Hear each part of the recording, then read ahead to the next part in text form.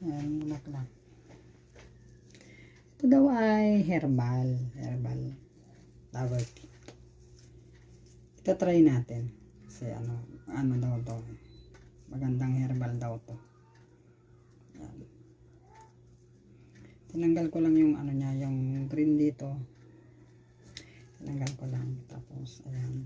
Hinihimay ko siya. Kasi may naiiwan siyang parang petal. Ayun, pollen green. Yun, pollen green pala yun sa bulaklak. Ayun o. Yan lang yung maliit. Yan. Di ba pollen green yan? Totoo ba yun? Tama ba yung ko? Tama. Yung pinaka niya sa gitna. Yan. Tapos ngayon, ang gagawin ko dito, ilalaga, ano daw to?